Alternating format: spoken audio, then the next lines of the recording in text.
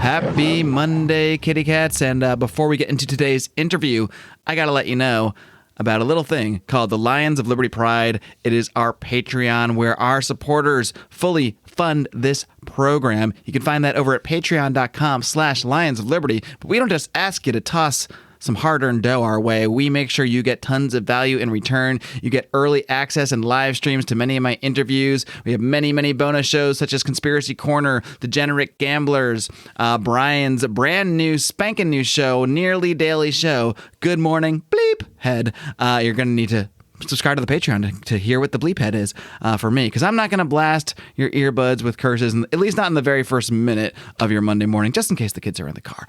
But tons and tons of bonus content there. Not only that, all of our patrons get a discount at the Lions of Liberty store, where we have all sorts of merchandise. Our Taxation is Death t-shirt, our Wax On, Tax Off t-shirt. We have mugs, we have jackets, we have beanies, we have just about all the Lions of Liberty gear you could ever dream up. Find all of that over at lionsofliberty.store. And don't forget to join the Pride and support the greatest Liberty variety show on earth over at patreon.com/Lions of Liberty. We need to empower people with not just the philosophical tools, but the inspiration to break free from the system. Welcome to the flagship Lions of Liberty podcast, your weekly dose of education, inspiration, and real-world application from the top minds in the liberty movement. If you want liberty, we need to be better leaders, better husbands, better fathers, better friends, better businessmen. We need to be better people. Here's your host, your guide, your shining beacon of liberty, Marc Claire. Live long and live free. All right, kitty cats. With me today is the host of the Radical podcast. He was also the Libertarian candidate for Senate in the state of Georgia, and he is known to many, I guess, especially those in the Republican Party, as the man who cost the Republicans the Senate. I'm very pleased to welcome Shane Hazel. Shane, are you ready to roar? Ready to roar. Practice it all week. What's happening, Mark? I actually feel like you're not kidding. I feel like you actually have been practicing all week. Yeah, it's my voice is a little hoarse. Well, Shane, we got a lot to talk about, especially how you became, I guess a household name in many ways, just for I guess, depending on how you want to spin it, spoiling the election for the Republicans in Georgia. We'll get to all that later, but first I really want to dig in and learn more about the Shane Hazel story, how you actually got here. Pick it up wherever you think is the best starting point, but I want to find out really how this whole Liberty ball started rolling for you. Oh, I mean, I grew up as this kid in suburban America on the cusp of kind of rural Georgia out here. And I mean, graduated with a class of like 700 people. A minority in that class was about 10 out of the 700 that had, different looking melanation in their skin or different ethnicity. And so I was really one of those kids that was brought up to believe through the indoctrination camps here in Georgia that America was star-spangled awesome. And after 9/11, I was in school for, I guess, college for 3 years at that point. And I ran off to join the Marine Corps, got into special operations in force reconnaissance, and did a couple tours. And on my second tour, it was a very different tour than the initial invasion into Iraq. It was things like Najaf and Fallujah 2 and tons of direct action. And it was one of those things that really opened my eyes to see a lot of the damage we were doing, the pain and suffering that we were causing, the collateral damage, which is, a really shitty word for killing innocent people. Right. And it's just like, can I cuss on your show? I don't want to. Oh yeah, cuss away. All right. So it was probably into December sometime, and we had been pulled out of the front in Fallujah, and we were back in our tent, and I was reading John Taylor Gatto, man. And for those of you guys that don't know, John Taylor Gatto, 30-year history in the New York County or New York school system. He won Teacher of the year after year, and he railed against the school system. It's amazing. So one of my biggest regrets is that I did not get to interview him before he passed away, because he was someone whose books I had read for years, and I was like, I got to get him on the show sometime, and then he passed away. It was actually after I started the podcast, so yeah, that was a big regret. So never wait to reach out to someone you want to interview, podcasters. That's right. There's man. a bigger life lesson there somewhere too. You might miss something. Yeah, man. And so I'm sitting there and I'm reading this on that bed, man. And you get to the point where he's explaining the history and how it's not taught to teachers in weapons of mass instruction, the history of the American indoctrination system, as he calls it. And basically what they wanted was moldable people. Carnegie and Ford brought it here. The Thorndike, Dewey, and Van Hoomp were some of the players in that movement as well. And they were Fabian socialists. And what they wanted was people that were smart enough to run the machines, but not smart enough to think for themselves. And when time came, paid for the ultimate sacrifice and go off and fight state, sponsored wars with state-sponsored interests. And man, I sat up in my bed there in Fallujah, and I was just like, holy shit, they fucking got me. Yeah. Like wow. I had 3 more months in Iraq at that point. I was just like, guys, like you got to read this book. And the guys that I gave it to and shared it with probably had the same awakening. And it is just, it was one of those things where it made me begin to just say, I got to question everything now. I got to get smart. I got to get rid of all of the nonsense, and I got to be very open to be the understanding that everything that I learned from the time that I was 5 years old up until I joined and went through the Marine Corps and the rest of it was all bullshit. It was all indoctrination. And along the way, you just find greats like Ron Paul, obviously, in his campaigns. And then you start picking up the literature of people like Rothbard and Mises and Hayek. And, you kind of go down the Austrian path for a while. And it's just, there's just so much. In the interim, I kind of became a constitutional expert with my autism. Then I became an anti-federalist expert with my autism. I was like, man, those fucking anti-federalists were, they were spot on. They were prophets in terms of, the Constitution was a coup and it was to centralize power for the aristocratic combination. And I was like, golly, man, these guys we were deprived of all these people. And so I got really pissed and started running for office in 2017 against a really shitty Republican down here, and cost him his next election. And then, I was talked to by Michael Heiss and Ryan Graham down here in Georgia. Hey, you're a libertarian. I hate to inform you. And I was thinking, like, I'm running, psyops and asymmetrical warfare inside the Republican Party. I'm going to take this bastard down. I was so wrong, dude. That's so wrong. That's a machine. It just needs to die. And so that's kind of how, I got involved and started, just trying to kick the guys in the nuts that were going up to DC and, making sure that the murder cult was gangfully employed against peaceful people. All right, well, there's a couple things I want to pick at there. One is how you mentioned you had this sort of revelation reading John Taylor Gatto's book while were you in Fallujah, you said at the time? Yeah, I was at the MEC, which was the base outside of the city it was probably about 5 miles away from the downtown center. And you still had 3 months left when you kind of had this revelation, realized, your whole life has been you literally being trained to become a cog in the system, and you really became just that, a soldier, like literally what the system was designed to create. And so what was it like spending those last 3 months still on duty? Thankfully it was only 3 months. I guess it could have happened to, well, I don't know, maybe happening earlier would have been a blessing and a curse at the same time. But what was it like for you to sort of be burdened with this knowledge, this revelation, but still there doing whatever you're ordered to do, I guess? Yeah, so for you guys that don't understand direct action, like, you're going in and you are the point of, the kinetic force that goes into buildings, houses, whatever situation they want you to go in, whether it's hostage rescue, whether you're collecting evidence, whether you're going after, bomb makers, whether you're going after people like Muqtada al-Sadr and his lieutenants in Najaf. Like, I was the point man. And so I was the first guy into whatever building we were going into for our platoon. And I'll tell you, as a young man, I was old for that time. I was about 24. But it was, at first it was like, okay, this is what we were trained for. Let's go do this. If I die, tell my mom and dad I died a good death. Right. And after that, oh man, I'm going to be the first guy in, and I'm going to die for a lie, basically. That's the thing, is we were still operational after we left Fallujah. We did a lot of, post work up in Fallujah, kind of rounding some guys up, went back down. And did some things for the first election in Iraq. But I'll tell you, every time I went into a door trying to, round up quote unquote a baddie, man, I was disheartened. It was a different thing.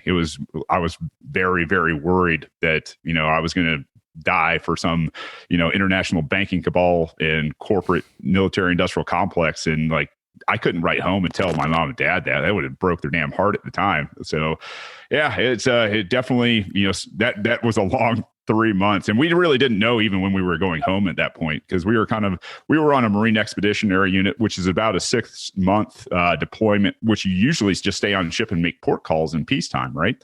And we got dropped off in Kuwait, and we never saw those guys again for about a year. So like wow. Yeah, it was a long, never ending, and we never knew when it was going to end. Basically, they came down about a week or so before and said, "You guys are going home, pack your stuff, and you're not operational anymore." And I'll tell you, big relief. And were you done with your military service at that time, or just with that particular? So what do you call it? What happens? So it's a tour. That's what I was looking for. Tour. Yeah.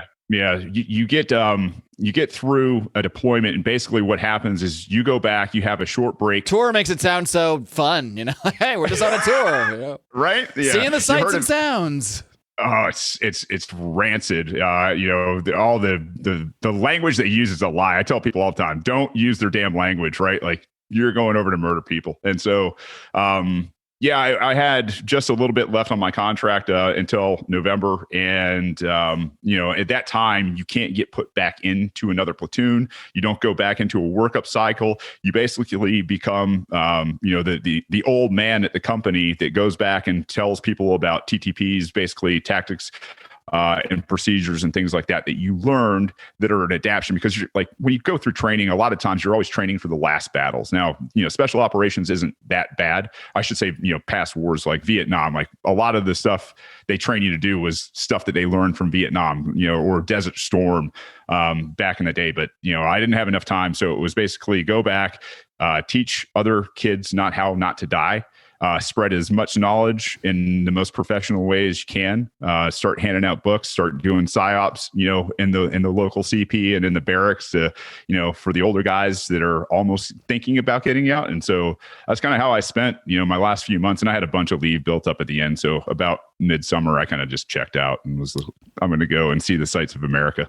That's the second time that you've used the word psyop in reference to like your liberty infiltration of something or other, which is a term I like. I might have to start using that one myself. Yeah, it's it's part of my craft, man. They taught it to me. I'm going to use it. There's a lot of hell going through that kind of training, man. So if you can find a way to use it that benefits, the Liberty crowd, it's just like, why not? Let's do this kind of stuff. A lot of these guys have they created a monster, I guess, in a sense with you, huh? Yeah, and that's the thing is I'm a clown, man. I don't want to do this shit. I'm just tired of it. I'm just that guy that got fed up and was like, no, fuck it, I'll go out and run for office, or I'll start a podcast. I'll do everything I can in my waking hours to fuel the message of liberty. And so I guess here I am. All right, kiddies, I got to take a quick break to let you know about a couple other fellas who are out there fueling the message of liberty, and they are doing it not 1, not 2, not 3 like the Lions of Liberty here. They do it 5 frickin' days a week. That is, of course, my friends Nate and Charlie over at Good Morning Liberty, and these guys have a really interesting background. They've both worked in the music industry as well as the healthcare industry, and they bring some really unique perspectives to discussing the ideas of liberty. They are really on top of current events, always filtering everything through those ideas of liberty, and they have some really fun segments, including the dumb bleep of the week. Guys, you do not want to miss Good Morning Liberty 5 freaking days a week. You got to get your daily dose of the GML boys. Find them on your favorite podcatcher, and of course, you can check out their amazing URL, BernieLies.com. Do not miss Good Morning Liberty, friends. Back to the show. What was it that made you take that leap? Because a lot of people, they might be like you, have some kind of revelation, realize everything they've been told is a lie, start to see the world a lot differently. But a lot of those people might just kind of stay where they are. Maybe they're doing things differently in their own life. They're not necessarily vocal about it. What made you go from just having this revelation to actually, coming back and becoming so active between doing the podcast, running for office? What was it that drove you specifically? Like, was there something in your life that made you say, like, I can't just sit here with this knowledge, sit here believing this and keeping it to myself? It's probably a mixture of being dumb as hell and being indoctrinated. Yeah, being indoctrinated. We're stupid enough to waste our time doing this stuff. Yeah, so, yeah, I mean, Irish heritage, we're stubborn as shit on top of everything else. So, I mean, really, you combine all these things, and I guess that's just the product that you get when, when I show up on the scene somewhere. Is like, hey, here's a guy that doesn't understand quit, who doesn't know when to quit or have the good sense to quit. He's been indoctrinated to think that, he needs to go out and run off and save the day and be a hero and all this other bullshit from his indoctrination growing up. And at the same time, it's just like, I don't know, man. Like I really buy into the idea of the consistent principle of liberty, man. And it's once you see what I've seen, you got a responsibility to go out there and educate and fight like hell in the most peaceful way possible, if that's a thing. And I think just having an amazing wife and an awesome family that understands and has kind of come on this journey with me. I mean, it's a big piece. It's one of those things that I think a lot of people underestimate in terms of getting into a public life where you're going to be criticized, where you're going to be absolutely beat up for anything and everything you're doing, even by people in the liberty movement. So, especially by you might even say. Yeah. Especially when you get involved in the politics side of us. I don't know. I get my occasional, hate and such as a podcaster, but I feel like the people that get very, very involved with the Libertarian Party, there's just an extra layer of craziness that comes to it. Yeah, I mean, you're seeing it now. I mean, we've got, woke libertarianism meeting the Mises Caucus. It's a mess right now internally. But the good thing is, you don't see this outwardly in a lot of other parties, minus the Ron Paul incident, right? So it's we fight, man, and we have discussions and we try to make it better. And I think there's a lot that's done in very good faith, and I think there's some that's just young. People that have this wokeism about them. I think I'm very sure that there are some, what I'll call chaos agents within our movement on purpose. And so, they are going to look sweet and young, whether they're male or female and all that other kind of stuff, that are, putting in a wedge and just kind of going out there and shit posting. So it's a very interesting dynamic, and it's one that I kind of didn't bargain for, because when I first came in, man, it was like, oh yeah, we actually like you, man. The Republicans weren't like that. Like they were like, yeah, who's this fucking guy, right? Like who's this guy who's coming in here to try to take over and get rid of one of the guys who's holding a seat of power? We don't do that here. Like, go screw yourself. We don't care what you've done in your past. And I was like, but it's a really, I mean, I love it here. And it's the people for the most part are just overwhelming and amazing people. We can kind of go a little deep conspiracy here on this idea of chaos agents in the Libertarian Party or the Libertarian movement. I mean, do you think that they're like, to what level of depth do you think there is actually a concerted effort to derail or, throw into disarray, whether it's the liberty movement overall or the Libertarian Party? Because sometimes I think that too, because I'll see certain people, I'll be like, this can't be a real person. like, how is that? How could this be a real person? And then the other part of me is like, are they really going to waste their time in the Libertarian Party? Yeah. So I don't know. But I mean, do you really believe like there's literally like CIA or what have you paid agents that are actively involved in creating, more discord and that sort of thing? Absolutely. And when I got to work with ODA, which is the, for better word, USASOC, United States Army Special Operations, Green Beret type A teams, right, is what a lot of people would understand. These guys are indigenous type of guys that go in and do force multiplication. They work very hand in hand with CIA human type assets and things like that. And so when you see this up close and personal and you understand what the MO is, you can kind of just go, that guy, that girl, that guy. It's tricky for those guys in this space, though. And I'll tell you, it's because we don't have the money. Right? Like we're poor, we po, you know what I'm saying? Like libertarians in terms of political parties are poor as shit. So what they don't have on their side is the ability to come in here and throw tons of money at the situation, because they stick out like a sore thumb. And they, we really just sit there and go, for sure, asset. That guy, he's a government asset for sure. But you can see it in their techniques, right? It's like, in liberty, we always proclaim, hey man, as long as you're not hurting people, not taking their stuff, and good ideas don't require force, and you agree to the non-aggression principle, why the hell do you care about the way people liberty, right, as a verb? If they're bringing people in a niche, let them bring them in. Just because you don't agree with the method or the messaging is one of those things that I can see a mile away. That's not liberty. That's the foundational principle. Hey, those guys have the right of association. Are they working towards something that is a bigger goal? And do they have a niche that they're talking to? Great. Do I understand that they're going to turn some people off in your camp? Fine. Those people need to pay attention to what you guys are doing.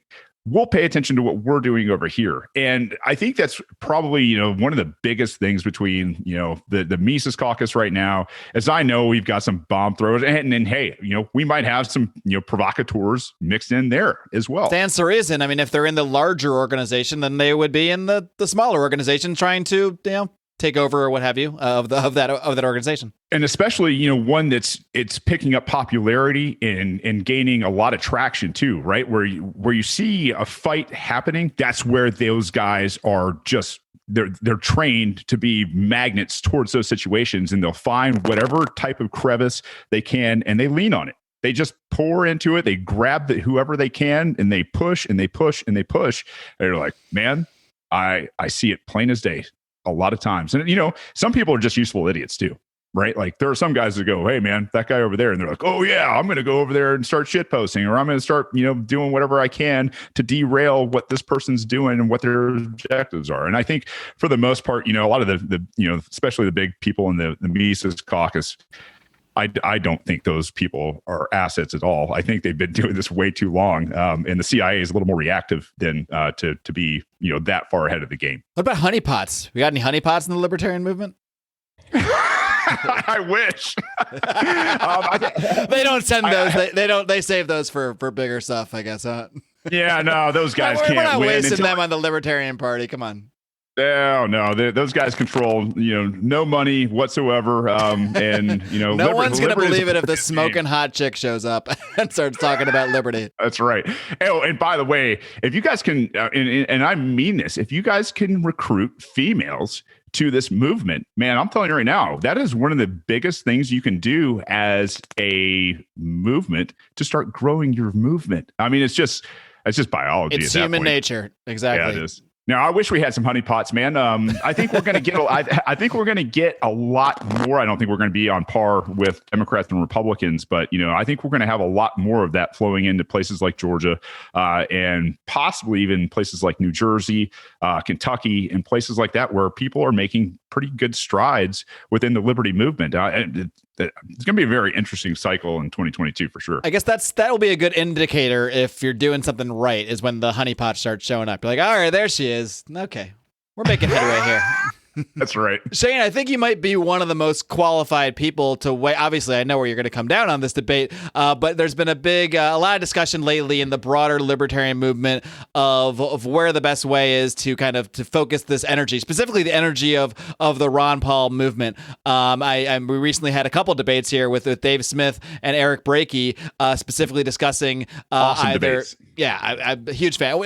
I've described them as just like amazing boxing matches where you think the person winning is whoever is in control at that moment. So whoever's talking, I'm like, oh yeah, Eric's definitely winning this. Then Dave's no, Dave's winning it. Because I mean, I think they both know they're both have amazing points, and I think they're both right in a lot of what they say. I don't think either one is making points that are necessarily incorrect. I think these are both potential methods one could use. But you've actually attempted both of these paths. You actually ran and tried to use your psyop magic in the Republican Party and quickly gave up on that. So maybe you can start there, talking a little bit more about your own personal experience trying to do your own little infiltration of the Republican Party. What was it like trying to run against? Was he an incumbent Republican or just someone in power in the party?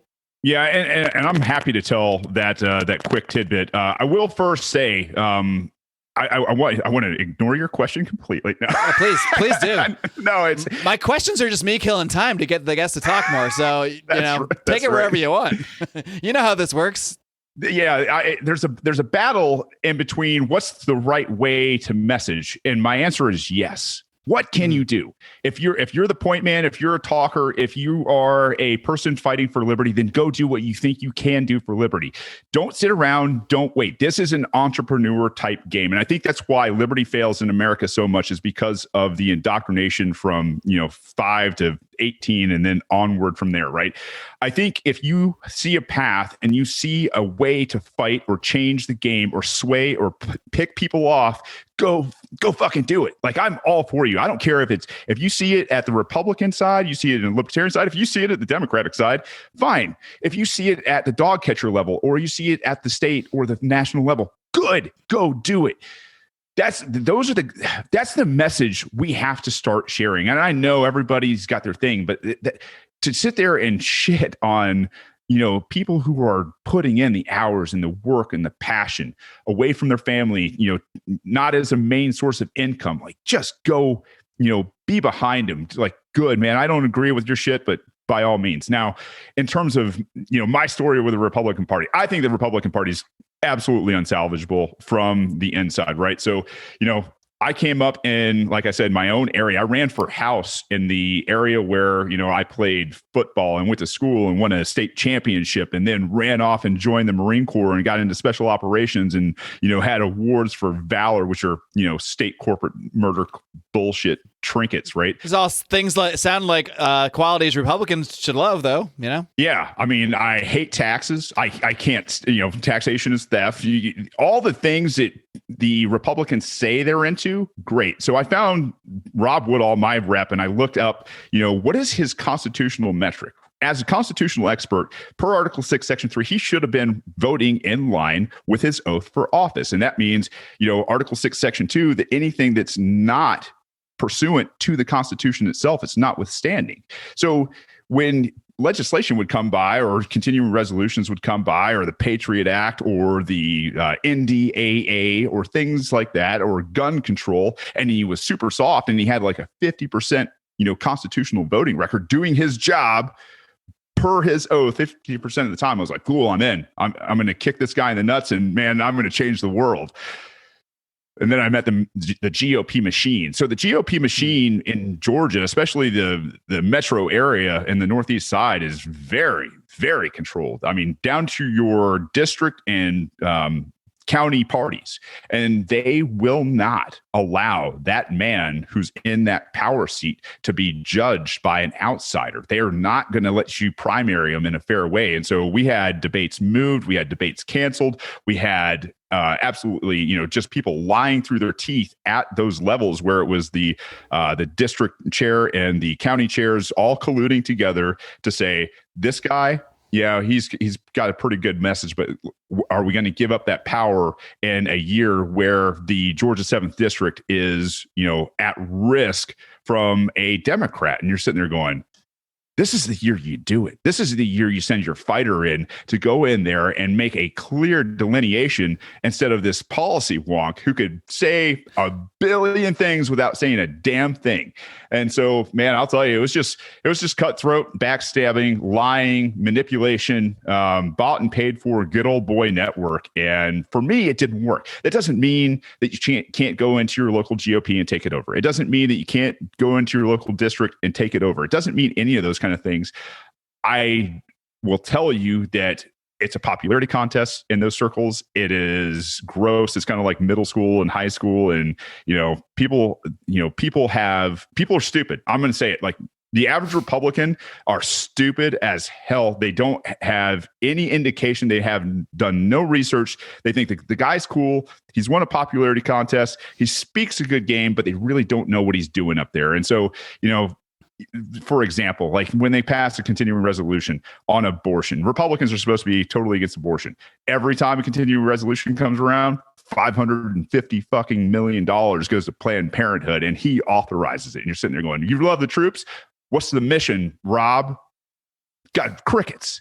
As a guy who's been there and done that, and like, you're sending guys off to die for the murder cabal, and you have no idea what the end state is, what the mission is, what's mission complete. We're just going to have this open-ended kind of thing. And so I saw it like that, and I was like, I'm done. I'm out. I will never waste my time with these guys ever again. They're unprincipled. They not only unprincipled, they are some of the worst human beings alive. Do you think they spotted you from the beginning as like, oh, this is a guy that actually believes what he's saying? We gotta block this guy out. This isn't gonna work for us. I think that was probably a lot of the takes out there. It was I think people were scared. I think, when you come in dropping bombs and telling them how fucked up they are, like, sometimes that doesn't work. And to be fair, I needed to work on my approach a little bit, right? Like, I needed to be a lot less serious. I have a lot more fun with it now. And I mean, to be able to smile and kind of point out the ridiculousness of what this murder cabal is, it's just like, guys, you can see it. It's all, I mean,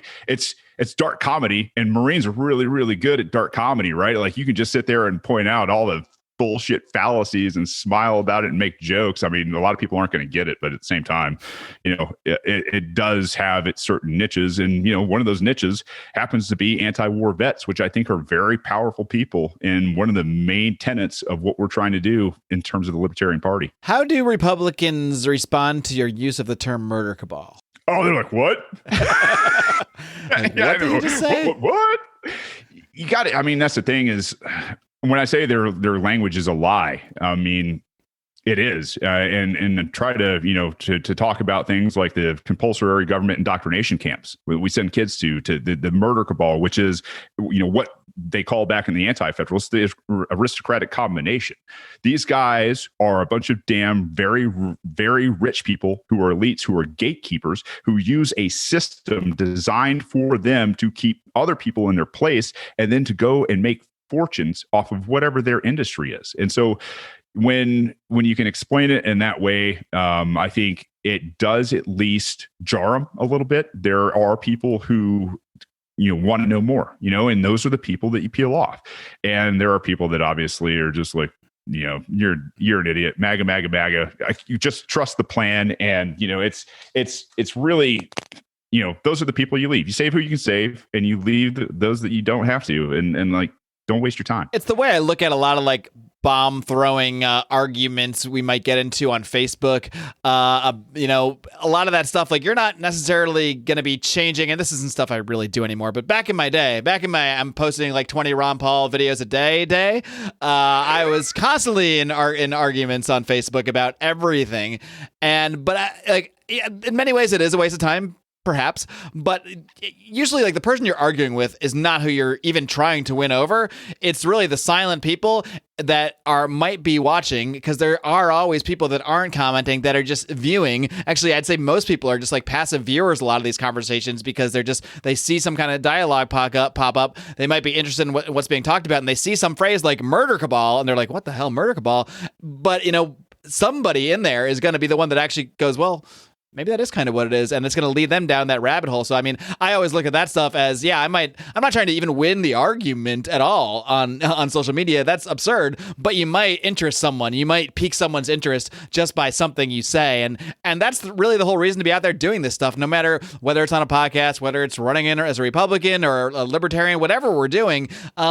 People might take their own metrics and say what you did was a failure, what you did didn't work, blah, blah, blah. But there's always people out there listening. There's always people out there. And I've had this happen to me over the years, people that I didn't even know, like, even cared or knew that I had a podcast, that would reach out and say, hey, by the way, I really like what you're doing. I really appreciate a lot of the things you're posting and talking about. And then you say, okay, well, that's why I do this. It's not for the people that are arguing with me. Yeah, no. And I tell people that all the time, man. It may not be the person you're actually talking to. It was probably going to be the people in the periphery. And I one of the messages that I spread, when people ask me about effective messaging is exactly that. I know I am vulgar, and I know I cuss, and it turns a lot of people off, and that's okay.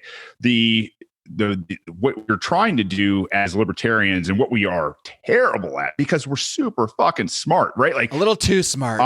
And maybe a little too autistic. And I have the same problem sometimes, and I've tried to, take my pills or whatever. We know what you guys have read is actual truth. We know it is consistent in principle, and you can apply it across the board. We know you guys know Austrian economics. We know you understand the NAP. We have superiority in terms of thought. The problem is when you remove the humanity from your messaging, what you get is a very stale, very robotic, very cold type of message that most people can't digest because they haven't put in the work. They haven't put in the time. And on top of it, what they have to do is admit that they were duped.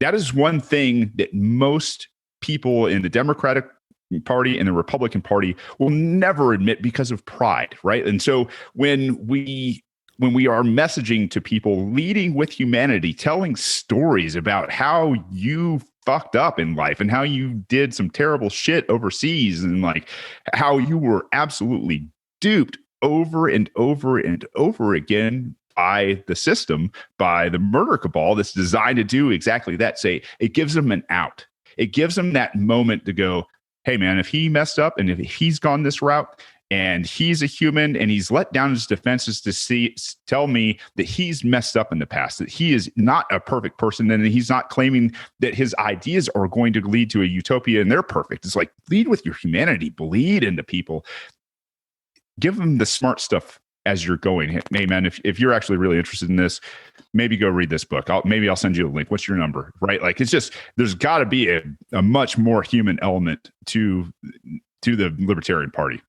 Yeah, we can't lead with go read Human Action. Get back to me in 3 years when you're done. You know that, or oh no, that's too much for you. I'm sorry. Here's Man, Economy, and State. It's a different thousand page version of the same thing. Like, you might get someone to eventually want to read that work, but you're not going to convince them by throwing this book at them or throwing any book at them, because ultimately people are moved, like you said, by stories. They're moved by real stories. This is the story of civilization. I mean, civilizations have risen and fallen based on stories. So that really is, and that has been, I think, the biggest failing in many ways of the libertarian movement. We're focused on the charts and the graphs and the NAP, even like things that just go over people's head. That's all important stuff. It's all the basis of what we're talking about. It's all the stuff that we've come to understand, but it's probably not even what got us interested in it, like at all. I mean, for me, it was really just Ron Paul himself, his own inspiration, his own story, and his own actual bravery that I watched on television as he was mocked, as he was scolded by by these other Republicans in their fancy, nice-fitting suits while his is like falling off. I mean, he just comes across as a real person because he was. And that bravery, being able to stand up there and say these bold things that you just did, especially back then, back in 2008. I mean, you didn't like blow back. What are you talking about? Like legalizing drugs? No, we don't talk. What do you? He said that, and I was like, oh my God, who is this little guy? Yeah, we don't. Who is this quirky little guy? But I mean, that's the kind of stuff that moves people. And Ron Paul, he might have mentioned, I don't think he ever mentioned like Mises or Hayek in a debate snippet. He would in interviews. He'd say like, oh, you should go read this stuff, but you're not going to put that stuff into your initial sales pitch, into your lead magnet. You have to capture people's hearts and minds in some way. And then when they want to, then you can hand them, and when they ask you, hey, where can I learn more about this? Then you can hand them, maybe don't start with Human Action, but then you can start handing them, going into your library and telling them what to read and letting them take themselves down this journey. But trying to force the journey down someone's throat, it never works. No, absolutely. There's got to be the human element and the human connection first. And, shorter the better in terms of capturing attention if there's literature involved. The 6 lessons that I mentioned by John Taylor Gatto, it's about a page, and it is mind-blowing for somebody who may be in the education field or related to somebody who's in the education field. If you can leave like little, things like that, maybe put something on there like, man, teachers, you got to read this, and then slip it into maybe the teacher's lounge or on the property. And it's a lot of what we do in terms of like dropping pamphlets in the military, right? Like, these are psyops. This is part of the process. It's like, hey, you got to start introducing things that are easy to digest, that are going to smack people in the face, maybe even, turn on a light. And then obviously that opens that rabbit hole. So yeah, it's been, to see a little guy, right? What a great inspiration. The guy knows more about economics than most economists do. He is a women's doctor on top of it. And he's older. He's more frail looking, and he stood there like a piece of iron and didn't waver in the face of some of the most, potentially powerful and people who had the spotlight and the propagandists in their pockets. And man, it was an awesome sight to see. Pretty awesome in terms of, being an inspiration. Yeah, that's what inspired me as well, because I was actually already a libertarian like long before that presidential run, actually through Ron Paul's writing as well. But it wasn't something I talked about like at all. It was just like my personal weird hobby. Like I read these books about libertarian theory and thought it was cool. It was never something I discussed with really anybody at all. And when I saw him up there taking this flack, taking all this heat and never wavering at all. In fact, he'd be at like when Rudy Giuliani asked him to apologize for even the idea that perhaps bombing people and dropping bombs on their houses might anger them enough to retaliate in some way.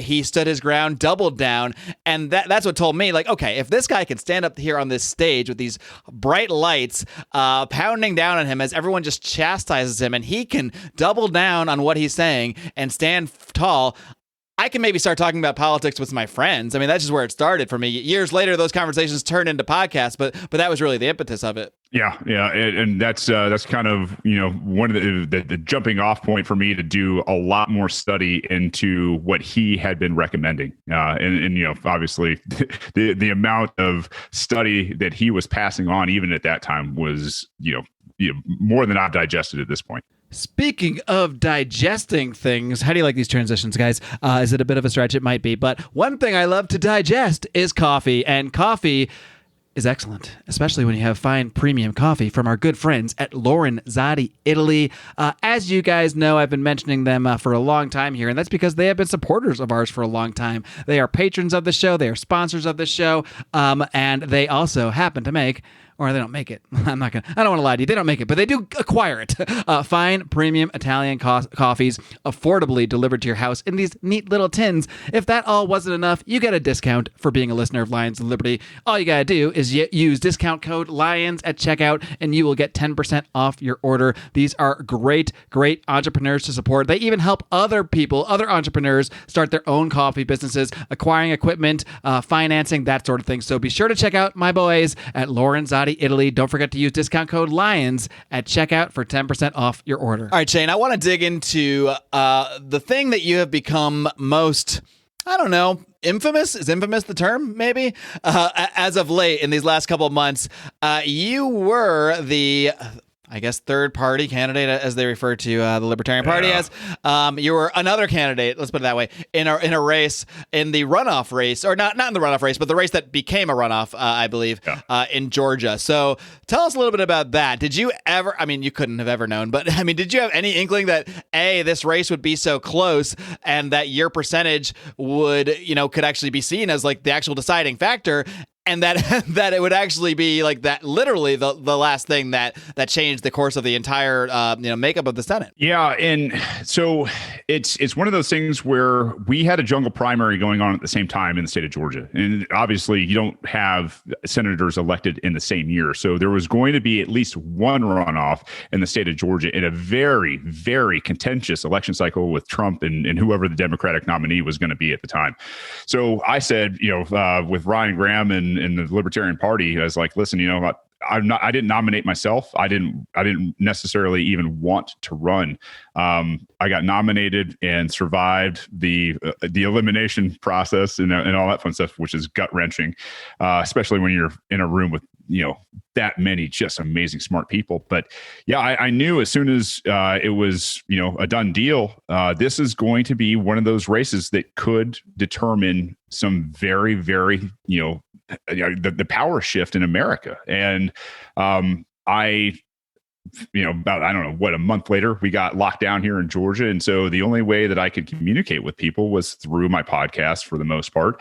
And I wanted to be something different in terms of quote unquote a politician, right? Is like, I didn't take a bunch of money. As soon as we started the lockdown, I told everybody, stop donating to my campaign.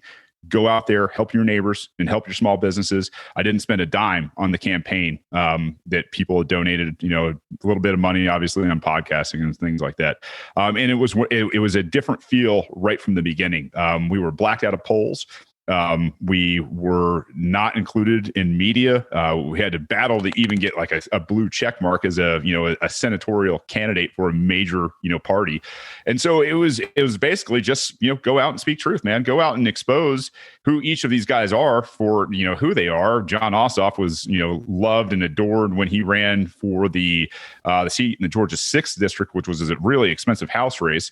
He lost that. And then I knew when he got into this race, I was like, man, that guy's going to have a ton of money. There's no way I can keep up with that. There's no way I can keep up with David Perdue, who is that guy was a 20% constitutional voter. Like, listen, I think the Constitution was a coup, but still to this day, like that's what, quote unquote, the right measures their people against. And to expose that guy's record, it was super easy for me to do. I got to have one debate with him and just trounce both of them. You had, the Democratic candidate saying, well, Shane's right about, David Perdue on this. And then you had David Perdue saying, well, Shane's right about, John Ossoff on this. And what do they all do? They go and vote, there are 2 million votes for the duopoly. So I knew it was going to be that bar, I got to reach it about 3% somewhere to send this thing to a runoff. How did you manage to get into the debate? That's what I'm curious about. After you're blacked out of polls, blacked out of seemingly everything, how did you work your way into that? Thank God. This is the only time I will ever say this. Thank God for Georgia Public Television. Right? Like I don't, I'm not a fan of state-sponsored television, but they were the only people that invited us to the debate. The guys down in Savannah, the guys at Channel 2, the rest of them that had debates, there was 2 debates between those guys. Well, I was part of one of them. And then, Perdue wouldn't show up for the rest of them because he looked like an idiot. He got his ass beat. He was, part of some insider trading before everything went to shit. And so, it was just one of those things where once he was exposed, he didn't even have the GOP support anymore. And I thought that was, a really interesting thing. And the fact that, we got about 115,000 votes, about 2.3% of the total vote count. Man, it was a late night, and by the time they came back the next morning, they were like, yeah, it looks like this thing's going to a runoff, and that was national news. We got more press afterwards. I mean, that's pretty impressive. Those are pretty impressive numbers, considering you didn't spend money and were blacked out of polls. I mean, what do you think was the key to actually getting those 115,000 votes? I can't imagine they were all libertarians or all listeners of the Radical podcast. It's messaging, man. And so I came out and started throttling Governor Kemp from day one. And I went down, I led some protests. I led one that was a armed protest, right out of the gate. It was April. We went out there. I wrote a new Declaration of Independence and, signed it and all that kind of stuff. We had the Boog Boys show up, and thank God they did, because I'll tell you what, my local sheriff had told me, hey, yeah, you guys go out there and protest. So I'll do whatever you want. And then he blocked off the whole place. And those guys showed up in the next time. And I was like, hey, we're going to be here. So fuck off. And we had our protest, and then we went down to the Georgia Capitol after that. That was not a armed protest. It was more or less go out there and make yourself known. And so, it's messaging. Don't be apologetic, be bold, be brave. Don't, if you do mess up, apologize. But here's the thing is, if you're consistent in your principle and this kind of stuff, you don't have to apologize, and you don't have to care what people think. And I'm telling you, people are ready for people to go out there and have the fight. If it's a one thing that Donald Trump did well, he at least had a fight. He at least, exposed, the propagandists, and he exposed, the MIC, and he exposed a whole lot of things out there. And he had the fight, and people were like, yeah, cool. I don't think he was the right guy having the fight, obviously, but he at least was, there was a fight. And I think people really adore the people that are underdogs, that will not waver, who will stand and actually, like Ron Paul. It's just one of those things. Why not be like that guy? So I want to talk about what it was like for you once this thing was sent to a runoff.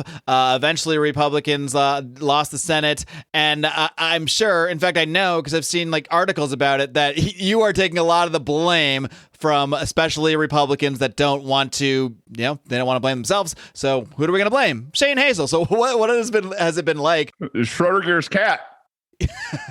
Right? Like you guys will never ever fucking win, and also you guys don't matter. Like, you can't beat both, guys. Like it's one of those things, right? Schrodinger's libertarian candidate. Yeah, I got a lot of You don't love matter, notes. and you're pointless, and you cost us the election. Yeah. I got a lot of love notes. I mean, just foul as foul can be from everybody. That's the thing, is like, that's how dumb a lot of the people who were voting for Democrats and Republicans are. And I hate to say that, man. It's like, I should say indoctrinated, but to have like Democrats say you should drop out, and I'm like, dude, I'm not in the runoff election. Right? Like, you really don't know how this works, do you? Yeah, I mean, I had Republicans saying you're gonna cost us the election, and here's the thing: is I also gave, like, I had an hour conversation with David Perdue, the senator at the time. You know, I invited him to come and be a guest on my show. He said, "Sure, let me come." And so what they did is they had Mike Lee call me, and then they had Rand Paul's people call me. I interviewed Rand Paul on my show, where he basically said there's no damn difference between Democrats and Republicans up here. But if you elect David Perdue and we keep the majority, at least I have bigger say. And I was like, well, that doesn't say anything about this asshole that, you know, you guys want me to endorse. So I didn't endorse him. I did say, hey, man, come on the show. And what they had done is they had sent Rand Paul into the waters, you know, being the most liberty-minded Republican who's not a libertarian at all, to come out there and test the waters. And so I got a text from David Perdue, not even a phone call, saying, you know, I saw your conversation and I don't think there's any point in me wasting time. And I was like, that's 115,000 votes. You only needed about 15,000 of those things to, you know, walk away with this election. And so what you're doing is saying, nah, screw you. I even stroked his ego a little bit. I said, you know, you could be really good. You got to be a lot tighter on rights and everything else. And maybe you're trying to pump him up like his coach now. Man. Huh? Yeah, yo, dude, flattery for those vain bastards is exactly, you know, bring them in. That's the currency, right? Man, it sure is. And so I did it. And I said, yeah, you know, come and offer him something. Come and offer him a policy that you'll fight for it. All you got to do is say cannabis legalization. Do it. You will get 15,000 votes. And so what did he do? Nah, I'm sorry. I'm still not going to do it. So I sent the text out to everybody, the GOP, the Libertarians, the Democrats, everybody. I said, this is your guy. This is your guy who doesn't think that the liberty vote is worth coming on a show and taking the slings and arrows or offering a fucking olive branch.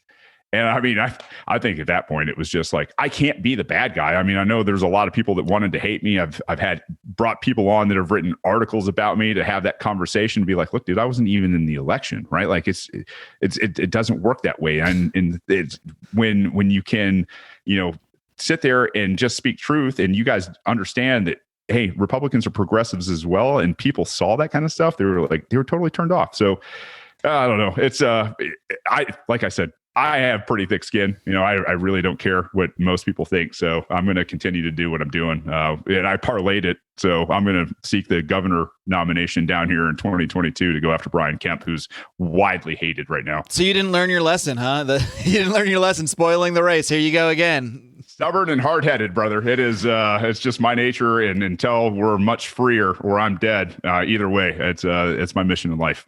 I'm curious what you think the role of a libertarian candidate like yourself can really play. I mean, I'd love to think you can win the governorship. I love that, but I think you probably recognize that that's really an uphill battle. And like when I spoke to Tho Bishop a few weeks ago, and you know his kind of ideal for what the Libertarian Party could be. He's more of a GOP, not more of. He's a GOP guy. He's a GOP guy, yeah. But he says, like, if it is going to exist and be out there, I mean, what the Libertarian Party could really do is kind of play kingmaker in certain races. Like yours might have been a good race, for just in terms of the numbers. Like if they say, all right, like maybe someone like Ron DeSantis, we're not going to run a candidate against because he was so good on the lockdowns. That's Tho's example, not mine. Do you think that there is a case for a third party candidate? Or someone like yourself, like if one candidate is actually good enough, literally has shown enough for liberty, does it make sense to pick a side in the duopoly and maybe and have the endorsement go that way to? And is that a better way to display power sometimes, or is it always the best in your view to just stay the course and just stay as that candidate and spread that message? I think it's very nuanced. I think most of the times you're going to come out like 99% don't endorse. That you have power. Like in those moments where you send something to a runoff, that is where you have the power. And to let it go, to push your power into something that you don't believe in fully. I mean fully. This is everybody's own determination. But to go out there for myself and endorse a jackass like David Perdue or a Brian Kemp or something, I lose every ounce of credibility. It's not worth it. Hey, you had a chance. You had a chance to pick up a whole bunch of liberty if you would have just not been fearful or scared. That's the thing is America is kind of comfortable. We're getting less comfortable, and I think we're seeing it. I think we're seeing these moments like that existed before the revolution. You look at 5 years before the revolution happened, people would have never said that farmers and craftsmen could have gone out and changed the world the way they did. Then it happened again in 1860. 5 years later, the world was extremely different, and people like the abysmal Abraham Lincoln. The Republican Party didn't exist really before him, and it changed in that short a time frame. And I think we're in one of those time frames now. You look at the civil rights movement, you look at the LGBTQ movement.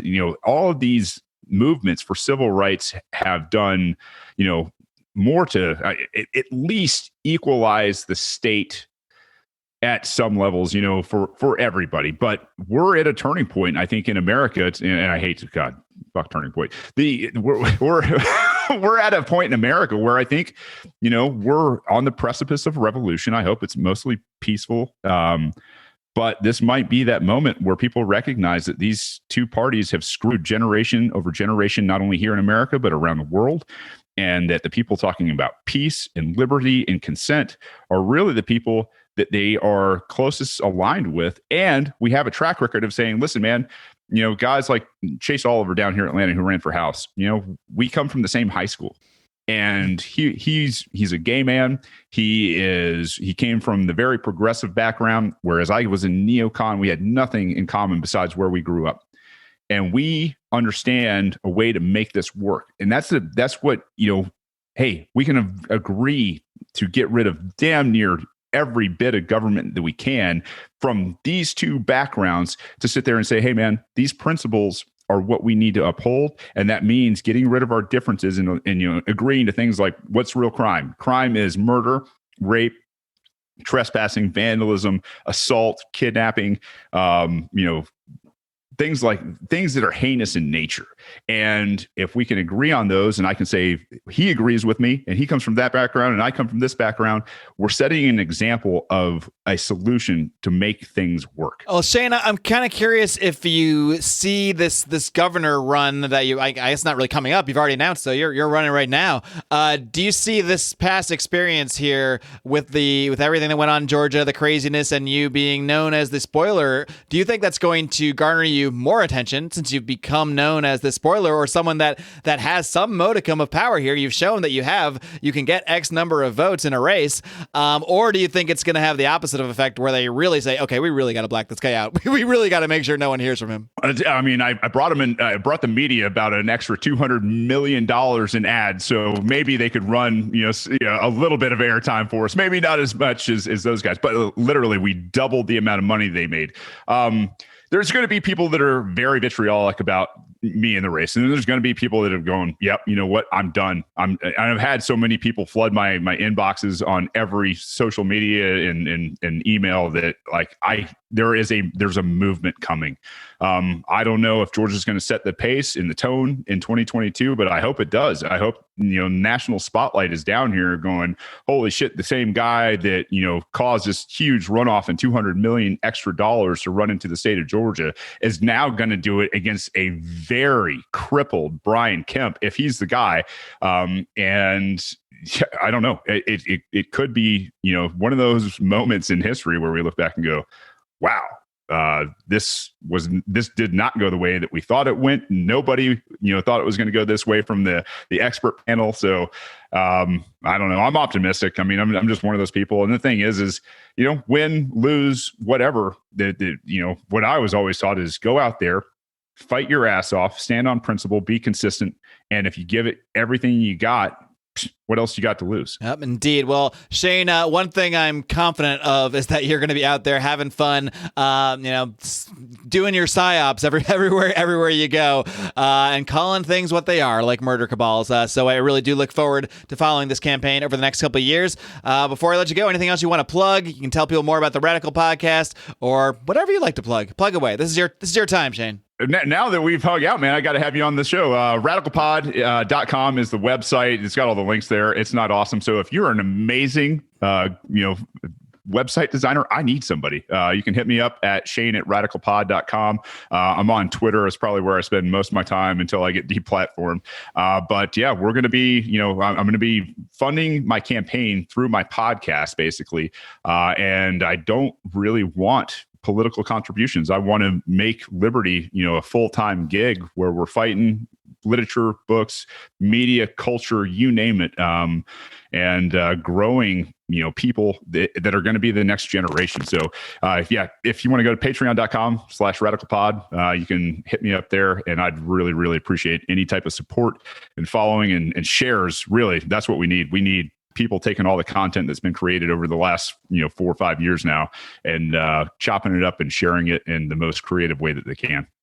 Yeah, I always say I'd love your money. I love people to send us money. That's wonderful. But the easiest thing to do that is arguably more valuable than the money, but we still want the money, is to just share the content, because that takes 1 second and it's free and it's easy. And that's it. But so Shane, I really do look forward to seeing this campaign play out over the next couple of years, and maybe I'll see you on the Radical Podcast soon. Absolutely, Mark, and I appreciate you giving me the platform to come on here and do this. Anytime anybody gives you a platform, man, that's a huge solid. So thank you very much. You got it, man. Keep up the great work, brother. Keep on roaring.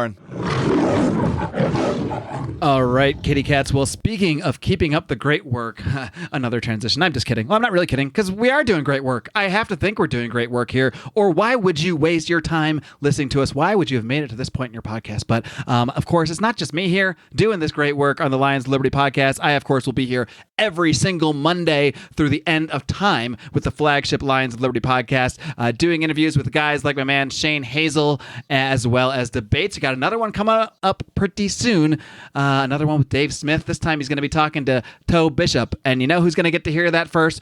Our patrons of the Lions of Liberty Pride. Just another reason to support us on Patreon over at patreon.com/lionsliberty. Another ask I have of you guys. We're starting to build our channel on Odysee. We are building on YouTube as well. We do put up a lot of our interviews. This interview is also available on YouTube, but I would be thrilled if you would head over to Odysee, like the video, follow our channel, all of that great stuff. I will link to all of that stuff in today's show notes, which you can find over at our website, lionsofliberty.com. But don't just rest on your laurels, because there's more Lions of Liberty coming at you this and every week. You got Brian McWilliams slapping you upside the head with his weekly shot of comedy, culture, and a little bit of liberty over on Electric Liberty Land, while John Odermatt wraps things up with Finding Freedom. And my God, if you have not followed John's interviews with John Ziegler over the years, a lot of them came out when our show was a lot smaller, so you could have missed some of the earlier ones, but you got to check out his latest interview with John Ziegler, who has done such incredible, extensive work looking into the Penn State supposed Sandusky scandal. And I'm not going to tell you what I think, but I probably wouldn't be promoting this interview if I didn't kind of agree what was going on there. So you can make your own guesses to that end, but you gotta check this interview out. If you think you know what happened, if you only know what you know from the media reports, you don't know anything. And especially now, I think listening now in light of the context of the COVID hysteria and all of everything the media has put out in regards to that, all of the fear mongering, all of the hype, there are so many parallels you can see between that and the Sandusky case. You have just got to check out. So go back, click back, check out the latest episode of Finding Freedom. The great thing is, all you gotta do is hit the subscribe button just one time. Search Lions of Liberty on your favorite podcatcher or wherever you happen to be listening right now. Hit the heck out of that subscribe button, and you get to roar with us 3 days a week, every single Monday, Wednesday, and Thursday. That's all I've got this week. Until next time, my friends. Live long and live free.